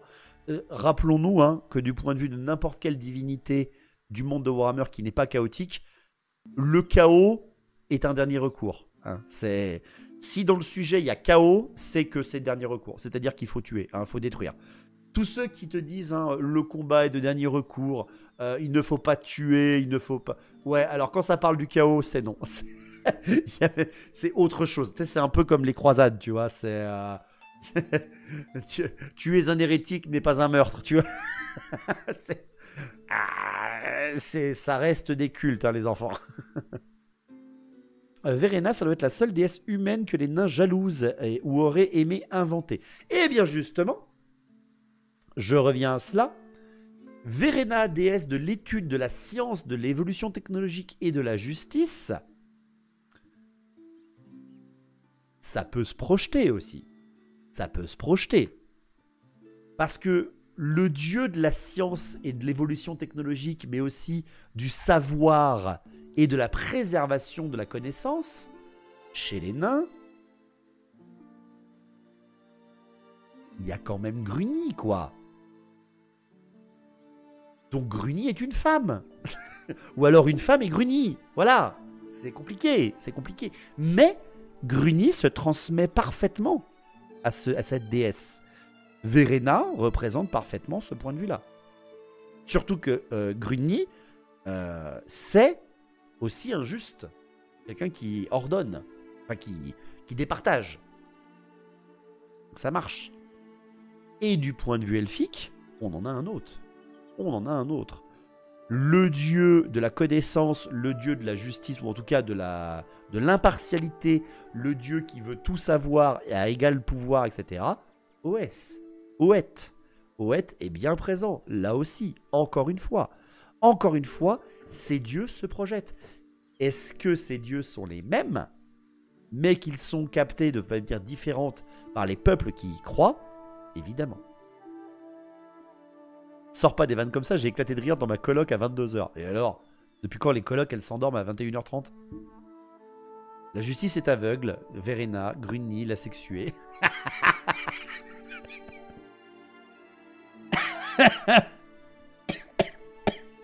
Ah putain. Ouais, a eu une affaire avec Gazoul pour former Mimedia. Ne partez pas dans vos délires dégueulasses après le chat parce que là, ceux sur YouTube, ils vont pas comprendre. Ils vont pas comprendre. Non, je la lirai pas, Tium, celle-là. Je la lirai pas. Ah putain. Allez, on enchaîne. On enchaîne encore. On a parlé de madame, on va parler de son mari, bien sûr. Où il est son mari? Où est l'icono du mari? Monsieur, s'il vous plaît, vous aviez une icono super classe. Voilà. Un autre gars qui a l'air d'être super rigolo. Mort. Mort. M-O-2-R. Le dieu des morts et pas de la mort. Il y a une grosse nuance. On a présenté tous les dieux, enfin tous les dieux qu'on a présentés depuis le début, c'est peut-être, pour l'instant, le dieu le plus bon, qui représente le plus de bonté et de protection qu'on vient de voir. Tout ça, mais pas pour la nécromancie, par contre je le dis tout de suite.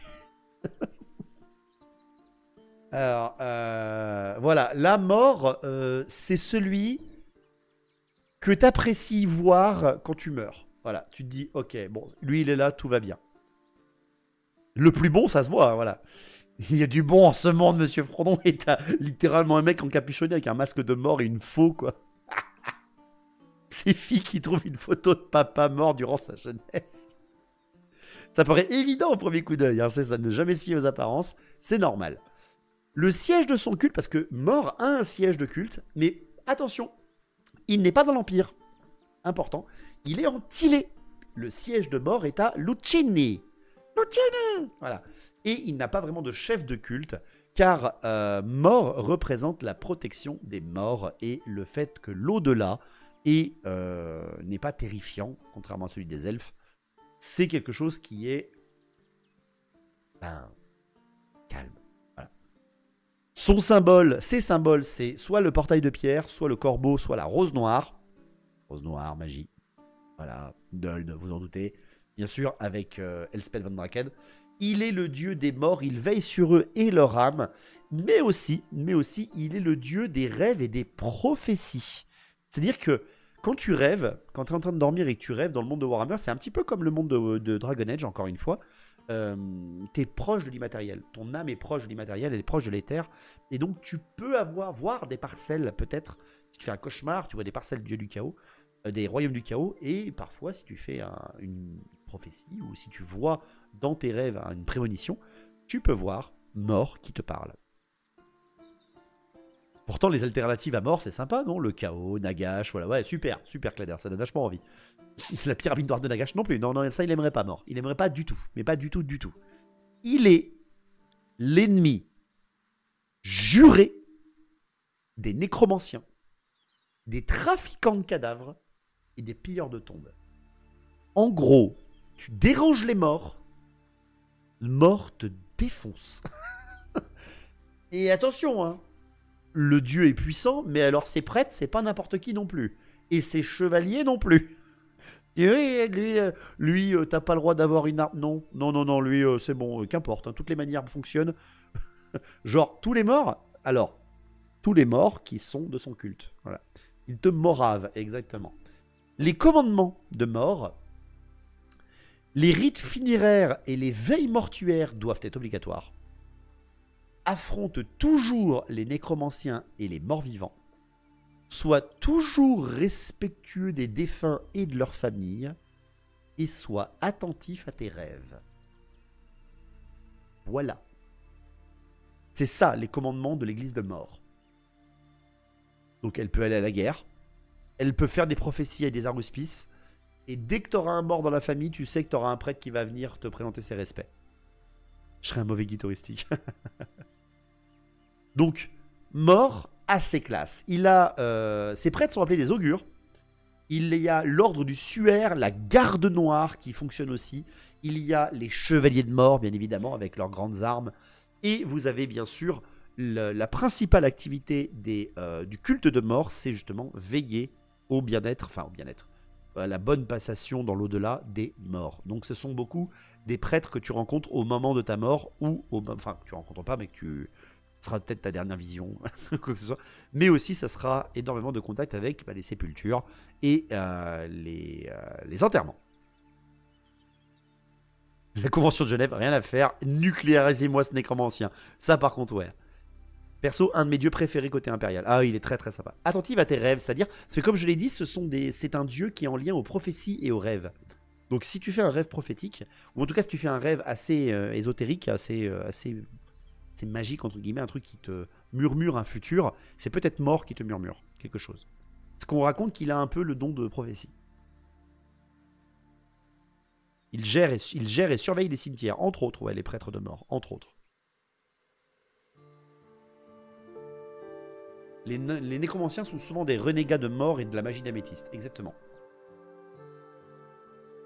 Exactement. Il n'y a pas de l'anti-magie de mort, par contre. Hein. Les nécromanciens sont détestés, mais les magiciens de Siich ne sont pas interdits dans mort. Par contre, les prêtres de mort se méfieront toujours d'un mage d'améthyste. Bien évidemment.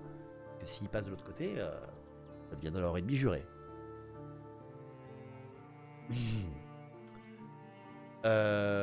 Voilà pour mort. Je pourrais pas vous en dire beaucoup plus pour l'instant, pour éviter de prendre trop de temps aussi, encore une fois. Il m'en reste 3 à vous parler. 3, ouais, il m'en reste 3. On n'aura pas le temps de faire tous ceux que je voulais, mais c'est pas grave. Un autre. Alors lui, non mais lui il est important. Lui il est très important. On ne peut pas ne pas le faire.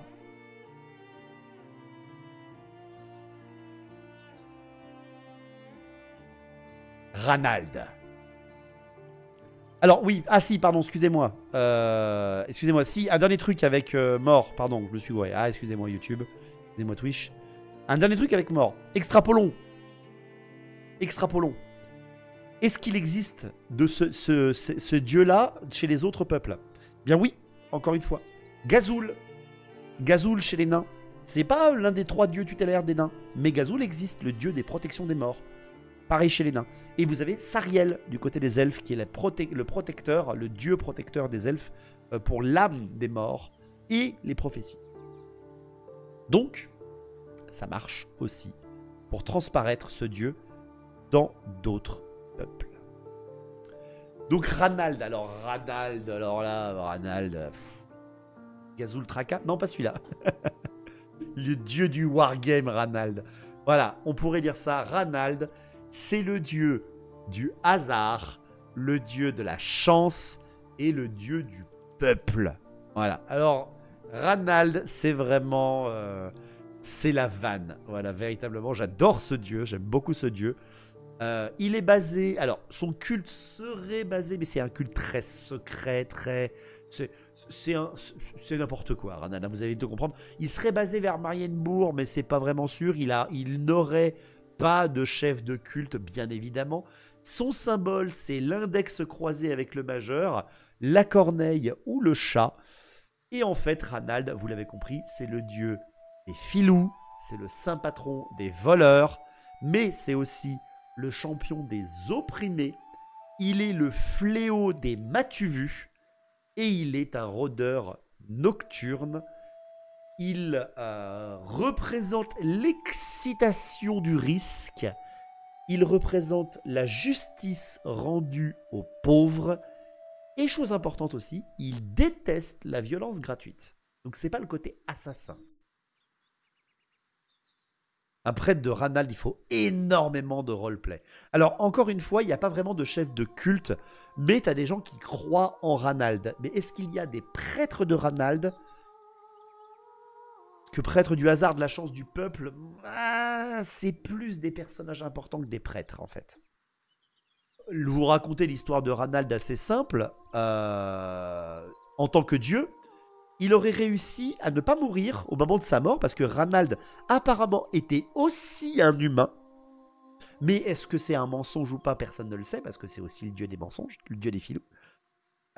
Il aurait été humain, et au moment de sa mort, eh ben, en fait, il aurait... fait rire mort. Lui là. Il aurait fait rire ce mec. Et justement, ça l'a sorti de sa concentration et Ranald s'est barré. Voilà, j'aime beaucoup. J'aime beaucoup cette idée. Cette fraude. Et justement, comprenant qu'il pouvait mourir, eh ben en fait, il a trouvé une déesse...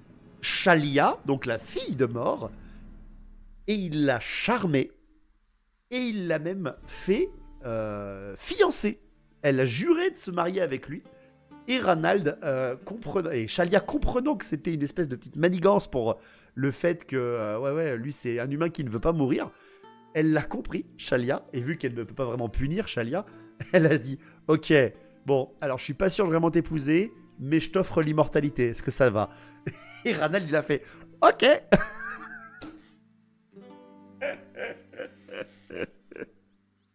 Ah putain, j'adore. C'est voilà, ok. D'où le fameux mort de rire. Le lore est incroyable. Ranald est vraiment... T'as ce côté un peu Blood Bowl, t'as ce côté Warhammer. 0-1, 0-1, 0-1, 0-1 au JDR. Exactement, le mec il fait que des réussites critiques. Il a tout gagné, Ranald. Il a tout gagné. Les commandements, parce que Ranald, dieu des filous, patron des voleurs, il a des commandements hein, quand même. Il a des commandements. Hein. Une pièce sur 10 que tu gagnes va à Ranald. Premier commandement. C'est un dieu qui prend direct 10%. Voilà, c'est presque un 49.3 à 25%, tu vois, à 20%, mais quand même, tu vois. Une pièce sur 10 que tu gagnes va à Ranald, quelle qu'elle soit. Parce que le mec a des principes en plus. Putain, il est cher.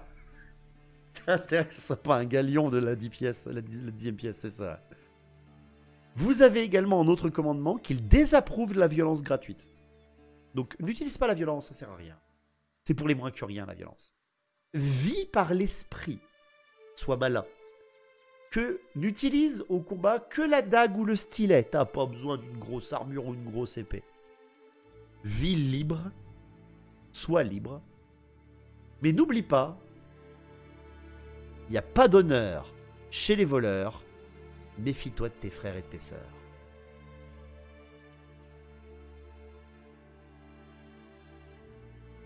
Ce dieu, c'est un bordel. C'est un bordel sans nom. C'est presque stylé. Ranald est le dieu des pirates. C'est le dieu des voleurs. Et le dieu des filous. Donc Ranald, ouais, pourquoi pas. Il a d'ailleurs des bisbilles avec Manana aussi. Hein, donc il a des bisbilles avec tous les dieux, de toute façon, Ranald. Et justement, tu pourrais complètement le transvaser, le mettre en parallèle, ce dieu. Alors, Segorath, hein, c'est un dieu surtout 40k. C'est Loek, du côté des elfes.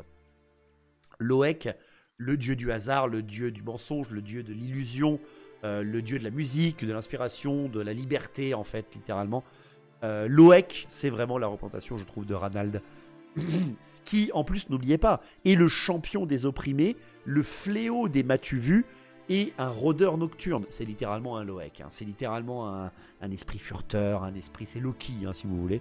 Le dieu des bardes, voilà, entre guillemets, le dieu des bardes, le dieu des musiciens aussi, le dieu des danseurs, des saltimbanques, des artistes, etc. Très sympa, Ranald. Le pire péché pour Ranald, ça serait d'informer les autorités, entre autres. L'œcuménisme, le rieur. Ouais, voilà, c'est ça. Très sympa, Ranald. Très sympa. L'avant-dernière. Bon, alors là, évidemment aussi que j'étais obligé d'en parler, qui est ma déesse favorite, littéralement.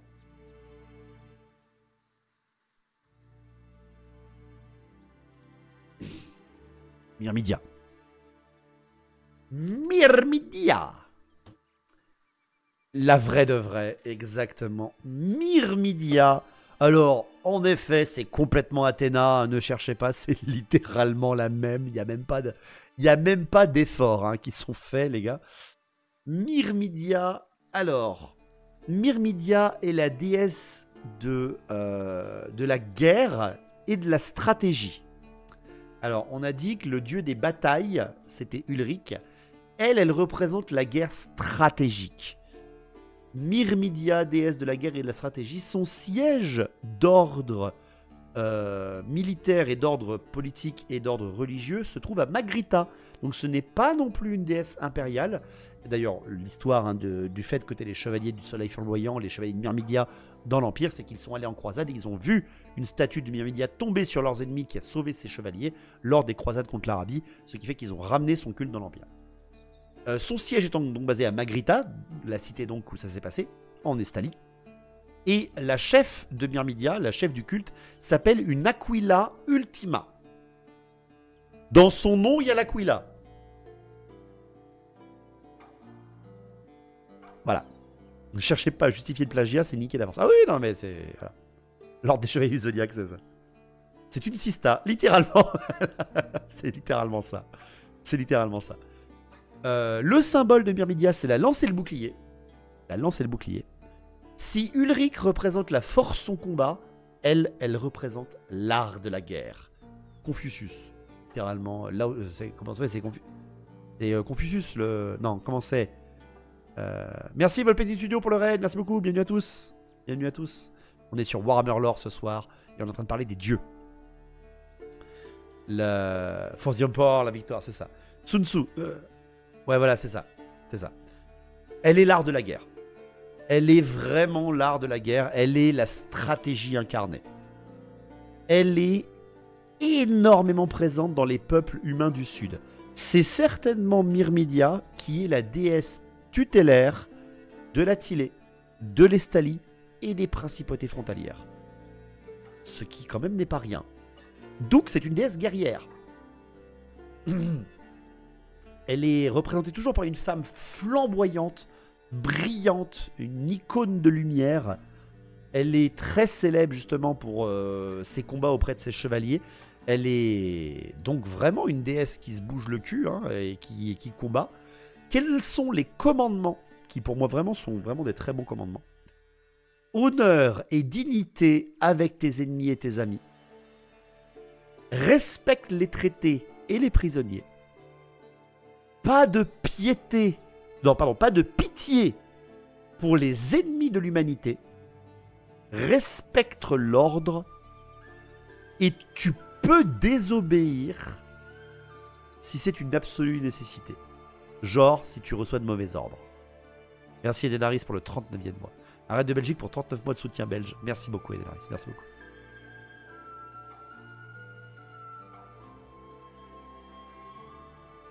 Donc on a quand même quelque chose là qui est classe. Voilà, là c'est une déesse classe. C'est un peu le parangon, c'est le parangon d'humanité. C'est le chevalier quoi. C'est vraiment le chevalier. Il y a une idée de respect, il y a une idée de stratégie. Attention, stratégie veut tout dire, mais stratégie honorable. En même temps, dans les principautés du Sud, t'es obligé d'être stratégique. Ah bah là c'est sûr.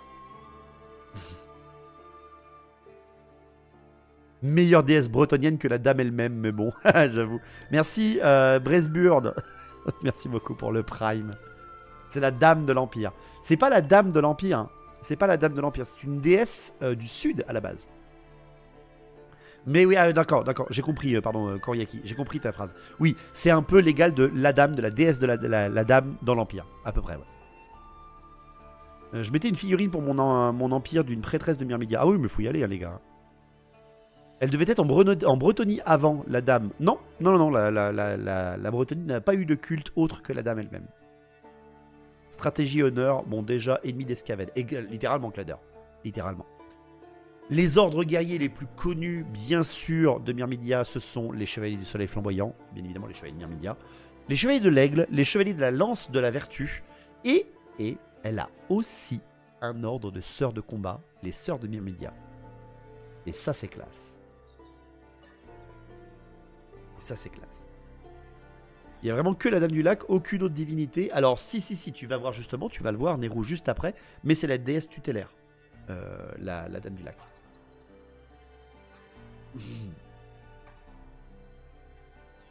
Des sœurs de Myrmidia, ok, du custom, très vite, très vite. Si jamais Otmar, Forge 3D, il a des chevaleresses à pied. Incroyable. Incroyable. Ça te fait des myrmidiennes. Que Je t'enverrai le lien tout à l'heure. Tu sais où on peut trouver le Panthéon qui se lévite? Je le ferai à une soirée spécifique à Mairie, parce que comme je te l'ai dit, là, on en est déjà à 2 heures. Il me reste encore une déesse classique avant de... Et là, j'aurais pu parler après de la Dame du Lac, de Ursud, de plein d'autres dieux, mais j'ai pas le temps. Mais sinon, à Mairie, si tu as le... si t'es tipeur, je te file le livre d'Armée qui se lève, t'auras tout le Panthéon dedans. Où est-il? Vite, on voit ça dimanche, c'est ça. Dernière déesse que je voulais vous présenter ce soir. Alors, Myrmidia, est-ce qu'on aurait de quoi la propulser, la transvaser sur un autre dieu? J'en ai pas beaucoup trouvé. J'en ai pas beaucoup trouvé parce que une déesse guerrière de la stratégie et de l'honneur, il y en a pas beaucoup en fait. Il y en a pas vraiment. Il y en a pas vraiment du côté des nains parce que elle prône. Alors, on pourrait mettre Grimnir encore une fois, on pourrait, mais elle a pas l'idée d'action unique. C'est de la stratégie du combat, c'est pas la guerre, tu vois. Donc c'est un peu différent. C'est un peu différent. Gros culte de la frangine de Myrmidia chez les Bretons. Oui, oui, gros culte. Et enfin, bien sûr, la famille, en effet, de Myrmidia, sa sœur, bien sûr, Shalia. Évidemment. Évidemment, Shalia, prêtresse présente, enfin, pardon, culte présent partout. Partout dans le monde. Partout dans le monde, cette déesse, Shalia, est présente. Et elle est acceptée par tous les peuples. Par tous les peuples qui ont un sentiment de bienveillance, bien sûr. Elle est acceptée par tous les peuples. Elle est la déesse de la guérison, de la compassion et des naissances. Le siège de Shalia est à Couronne. Il est à Couronne, en Bretonie. C'est la déesse que Félix aime pas, je crois. En effet, c'est à cause de... Enfin, c'est à cause... Du point de vue de Félix, les prêtresses de Shalia n'ont pas sauvé la maladie de sa mère. Donc il en veut un peu. De toute façon, il aime pas beaucoup les cultes, hein, Félix. C'est la healeuse du groupe. La seule vraie gentille. C'est vrai, c'est vrai, c'est vrai. C'est donc, comme je l'ai dit, la déesse de la guérison, de la compassion et des naissances. Elle incarne littéralement la bonté. Mais la bonté pour les vivants. Voilà. Si mort, c'est la bonté pour les morts. Elle est l'incarnation de la bonté des vivants. Elle est la protectrice, celle qui va te soigner. Donc, vous imaginez bien que c'est un ordre aussi très féminin. Il est commandé par les 13 saintes matriarches ou les grandes prêtresses. C'est celle aussi qui a sauvé Gotrek. C'est vrai, c'en est une qui a sauvé Gotrek, mais Félix l'a un peu oublié. Et justement, les commandements de l'ordre de Shalia, c'est fucking Médecins sans frontières, hein, vraiment. Ne pas tuer. Premier commandement, tu ne dois pas tuer. Ah ouais. Ne jamais refuser de soigner. Ne pas retarder une âme prête à quitter ce monde. Tu n'utilises jamais d'armes, au pire un bâton. Tu ne dois pas gaspiller ton énergie dans les plaisirs personnels. J'avais beaucoup aimé celui-là. Et enfin, Nurgle est ton ennemi absolu. Ah ouais. Et comme vous le dites dans le chat, ne pas tuer, ah ouais, dans Warhammer, c'est osé, hein. Donc là, tu vois, c'est peut-être celles qui ont le plus de coronesse. Je vais tous te passer pour les vidéos de Gotrek Félix, c'est un pur plaisir. Mais avec plaisir, Idelaris. Il est nommé carrément. Il est nommé, hein, Souls. Il est nommé. Le seigneur des mouches, précisément. Alors que c'est le dieu de la vie, je comprends pas. Arrête, quelle horreur. C'est le dieu de la corruption. Et justement, c'est un peu le problème des sœurs de Shalia. Déjà, c'est qu'elles ne combattent pas, donc elles sont très souvent massacrées, les pauvres. Les pauvres. Ne pas tuer quand en plus t'as un bénigne Nurgle en face, faut du sang-froid. Hein. C'est ça. Et justement, c'est là un petit peu la dichotomie. C'est que Nurgle étant ton ennemi absolu, certaines des sœurs de Shalia, certains des cultes de Shalia sont hésitants. Sachant que le premier commandement est de ne pas tuer. Mais que le quatrième est que Nurgle est ton ennemi absolu. Et que tu dois le détruire. Tu dois le combattre en tout cas. Que font les ordres de Shalia quand ils combattent, enfin quand ils ont des guerriers du chaos de Nurgle en face? Qu'est-ce qu'ils font? Qu'est-ce qu'ils font quand ils ont des croyants de Nurgle en face? Et en fait, il y a un schisme qui est en train de se préparer dans Shalia. C'est qu'il y a des cultes, certains des paroisses, entre guillemets, qui disent « Bah non, on n'a pas le droit de les tuer. Donc on essaie de les sauver, d'une manière ou d'une autre. » Et d'autres, qui disent « Ouais, mais non, on peut pas, on peut pas. » Et justement, ces sœurs de Shalia qui ne peuvent rester dans leur culte parce que le culte n'autorise pas de tuer des enfants de Nurgle, ces sœurs de Shalia vont très souvent rejoindre un second culte, celui de Myrmidia, qui, grâce aux ordres du cœur miséricordieux qui sont soit les médecins ou des ordres combattants, leur permettent de combattre leurs ennemis, mais de rester dans la protection de Shalia. Donc on a une dichotomie qui est super intéressante avec Shalia, et en même temps, c'est une bonne image du monde de Warhammer. Est-ce que le feu, ça compte comme un remède? Alors après, je précise que c'est pas comme nos médecins où ils font le vœu d'Hippocrate où tu dois t'absoudre de tout mal. Elles ont le droit de te couper les mains. Hein. Ça devient un peu bordélique quand même. La frangine de la rescousse, c'est littéralement ça. C'est Chalia qui va voir sa frangine. Hey, il va embêter, c'est un orgueul. Bouge pas, je lui pète la gueule. C'est à peu près ça. Donc voilà. Alors là, je pense que voilà, je vous ai proposé de quoi mouliner un petit peu sur les cultes et les dieux principaux qu'on pourrait déjà trouver dans l'Empire, ou en tout cas en contact des hommes. Mais aussi, vous l'avez vu, au contact des elfes. Il y en a d'autres que j'ai pas eu le temps de proposer encore pour ce soir, parce que ça fait déjà 2h15. Comme vous le sentez, je suis encore un peu malade. On n'a pas parlé de la Dame du Lac. On n'a pas parlé d'Ursud. On n'a pas parlé des dieux néécariens. On n'a pas parlé des dieux catéiens. On n'a pas parlé encore beaucoup des dieux corsaires. Il y a plein de choses. Il y a plein de choses. Je pense c'est pour ça qu'on fera d'autres soirées sur ces... Donc désolé, mais je trouve que ça permet justement de développer un petit peu les peuples, de mieux les comprendre et de mieux comprendre aussi des passages du monde de Warhammer. Mais j'ai pas envie de vous faire plein de vidéos dessus ou plein de streams dessus. Donc tout ce qui est d'Abdullah, Ursune, etc., on y fera plus précisément quand on parlera des pays. Donc quand on parlera des Bretonniens, qu'est-ce que c'est un Bretonien, qu'est-ce que c'est un Kislévite, on en parlera plus justement quand on parlera de ces peuples-là. Donc vous n'aurez pas de stream ni de vidéo pour l'instant sur ces dieux-là. Et surtout, la semaine prochaine, on va parler des autres dieux. C'est-à-dire leurs ennemis. Les ennemis à tous ces dieux-là qu'on vient de parler. Et pas seulement des dieux du chaos. Parce que s'il y a un panthéon bénéfique, il y a un panthéon maléfique. Le panthéon maléfique le plus connu, c'est les dieux du chaos. Mais... chez les elfes, par exemple, vous avez les dieux de la lumière et les dieux du sous-monde. Et pour vous donner un exemple de la déesse de la magie noire impériale, une déesse du sous-monde, une déesse maléfique, elle s'appelle Écartée. Et pas les jambes. Je rappelle le nom de la déesse en elfe, Écartie. Incarnation de Morathi. Je rappelle aussi que Khaine est un dieu qui existe dans l'Empire. On en parlera la semaine prochaine.